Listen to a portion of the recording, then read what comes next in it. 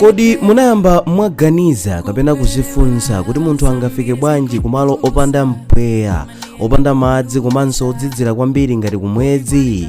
Mu 1969 munthu wina dzina lake Neil Armstrong anasinthiratu mbiri ya dziko lapansi pamene anayenda pa mwezi koyamba. Koma funso lalikulu ndi lakuti nchifukwa chiyani anthu anasiya kupita ku mwezi kwa zaka zoposa 50?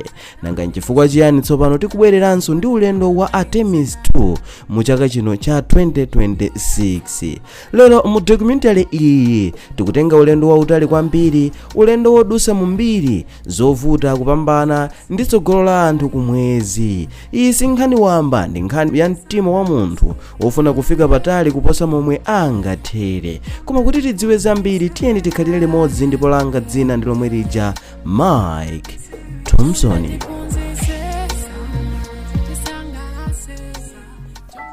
Mu nthawi ya Cold War, dziko la United States ndi Soviet Union ankachita mpikisano waukulu, osati nkhondo yokha komanso mpikisano wa space race kapena mipikisano yokhuza kumwezi. Ndipo mu chaka cha 1957 Soviet Union inatumiza Sputnik imene idali satellite yoyamba. Ndipo mu chaka cha 1961 Soviet Union yomweyi idatumiza munthu woyambanso kumene kumwezi yemwe adali Yuri Gagarin, yemwe adali munthu woyamba kupita mlengalenga. Izi zinachititsa kuti NASA imene inali pansi pa dziko la US iyambe programu ya Apollo. Ndipo cholinga chake chinali chimodzi chokha, kutenga munthu kupita kumwezi ndi kubwereranso ndi moyo. Ndipo pamene NASA idayamba kuchita mapulogalamu awo a Apollo mu chaka cha 1968 adachita pulogalamu yawo imene ankayitchula kuti Apollo 8. ndipo anthu okwana atatu omwe adali Frank Borman, James Lovell ndi William Anders anakhala oyamba kuzungulira mwezi. Ndipo malingana ndi pulogalamu imeneyi US inaonesa kuti munthu angafike pafupi ndi mwezi. Komano nkhani yonena kuti ulendowu udalinso ndi chiopsezo chifukwa ukadaulo unali watsopano kwambiri, ndipo zovuta zina zidalipo pamakina. Komano chotsangalatsa chidali chonena zoti anthu omwe adapita kumeneku adadzako amoyo. Ndipo mu chaka cha 1969 kudachitikanso programu ina imene ankayitchula kuti Apollo 11, imene ni mbiri yonse iwalika. Neil Armstrong atayika phazi pamwezi anati, mawu ake mchingerezi, "That's one small step for man, one giant leap for mankind." Ndipo mu nthawi kunapitano anthu amene ankatchedwa kuti Buzz Aldrin, yemwe adapita ngati otsatira patatha programu ija ya Apollo 8. Ndiponso mu ulendo umenewu Michael Collins analinso kuzungulira nawo kumwezi.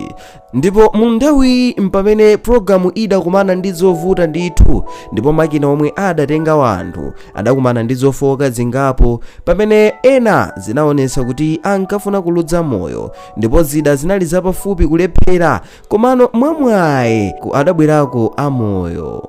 Ndipo mu chaka cha 1970 kudachitikanso programu ina imene ankayitchula kuti Apollo 13, imene programu imeneyi inasanduka phunziro kwa ma scientist kamba kunena kuti chida chimene chidatengeredwa kumwezi chidaphulika mlengalenga. Ndipo mu nthawi nkuti muli Jim Lovell ndi anzake, ndipo mu nthawi anthu adayamba kuthatha ndi imfa. Koma malingana ndi mwayi umene udalipo zinapezeka kuti anthuwa adapulumutsidwa chifukwa kudatumizidwa anthu ena okathandizira kupulumutsa anthu amenewa. Ndipo phunziro limene lidapezeka mu nthawi ndiyonena kuti ku space simalo omachitira masewera, kamena kuti mlengalenga sikokachitira nthabwala, koma ndi malo amodzi oyenera kupitidwa mutakonzekera bwino ndipo zonse mutadziona bwino, ndiponso utalimba mtima kunena kuti ngati ukumane ndi zokhoma wavomereza kuluzanso moyo.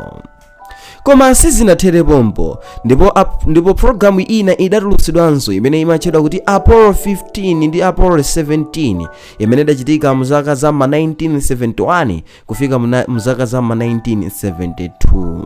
ndipo mu nthawi idali programu tsopano yokwera ndi galimoto kumwezi, ndipo izi zinachitikadi kwa nthawi yoyamba galimoto kukayendesedwa kumeneku kumwezi, ndipo kafukufuku wambiri wa sayansi anachitika. ndipo mu nthawi yemwe adapita kumeneko adali Eugene Cernan yemwe anakhala munthu womaliza kuyenda pamwezi mu zaka zimenezi za 1972. ndipo zimene zidachitisa kuti anthu aleke kupita kumeneku kumwezi zinali zonena kuti mu nthawi ya maulendo oyambawa ndalama za nkhaninkhani zidali kugwiritsidwa ntchito ndipo zidatayika, ndipo anthu ena adayambanso kutaya chidwi chopita kumwezi malingana ndi zofowoka zambiri zimene zidakhala zikupezeka m'maulendowa, mophatikizirapo momwe ulendo udakhalira wa anthu wa china Rover umene pafupifupi akanatha kutaya moyo. komanso chinthu china chimene chidachitisa kuti mapulogalamu opita kumwezi aime zinali zonena kuti cholinga cha Cold War chinali chitatha, kapena kuti mkangano umene umachitika pakati pa mayiko osati mu njira ya nkhondo komano mu njira ya zinthu zina ngati kulankhulana kaya zida, kupikisana zida, mpikisano wa zinthu zosiyanasiyana kaya ndi sayansi ndi zina zotero, nkuti mu nthawi unali utayima. ndipo zotsatira zake palibe munthu amene anapita kumwezi kwa zaka zoposano 50 kuchokera mu chaka chimenechi cha 1972 kufikirano pano mu chaka cha 2026. koma mu chaka chino cha 2026 kubwererano kwa Artemis program yomwe ili pansibe pa dziko limeneli la US ndi kampani ija ya NASA.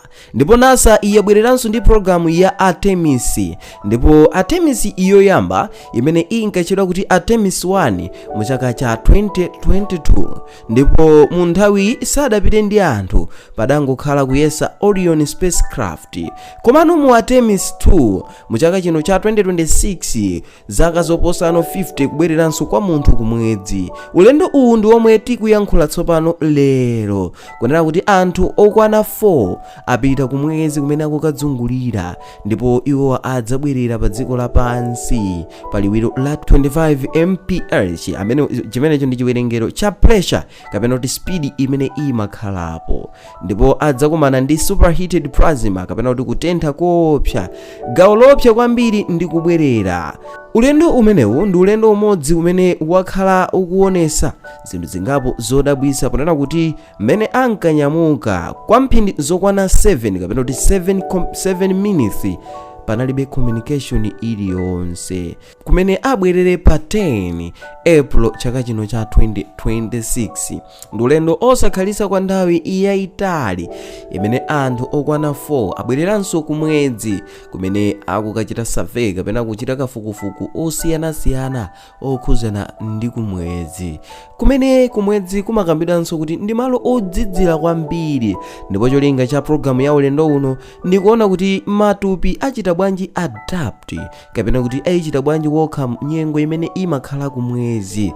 nanga kodi chida chimene chatumizidwachi chingachite bwanji withstand nyengo zonse mpaka kufikira kumene kumwezi, komanso kufuna kuonesesa bwino lomwe kunena kuti kodi kumwezi kwenikweniko ndi kuti, pamene zodabwisa zina zayamba kuoneka malingana ndi programu imeneyi, ponena kuti ndimusiyananapo ndi momwe anthu amaganizira kunena kuti kumwezi mmene tikamaona patalipa timaona ngati ndi babu, chiyelekezo cha babu lomwe timayika m'nyumbamo, kuti ndi menenso kulili kumeneko kuti kuli ka global kenakache kamene kamawala. koma malingana ndi zithunzi zimene akutumiza mascientists omwe apita kumeneku zikuonesa ngati si momwenso timaganizira. ndipo funso lalikulu ndilona kuti kodi mmene zikuonekeramo light nde imadza motani, komano ena mukulankhula kwawo afotokoza kunena kuti zinthu zimpa pamene tingatsimikizire kunena kuti ayi ndithu angazimvese bwino ndi Mulungu, kulibe munthu aliyense angakwanise kuyankha mafunso eni okhuza kumwezi chifukwa zododomesa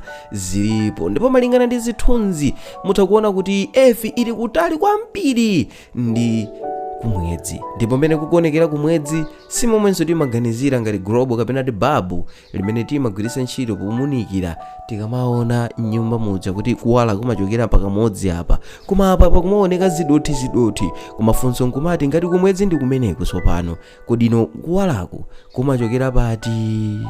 Ndipo pakutha pa ulendo umenewu umene tikukamba kuti Artemis 2 pali programu ina imene idzakhale Artemis 3, ndipo programu imeneyi ndiyonena kuti anthu adzabwerera kuyenda pamwedzi, kumanga mabesi komanso kukonzekera kupita ku Mars, kumene ndi gawo lina limene limatengedwa ngatinso malo ena kumene kuli chilengedwe china.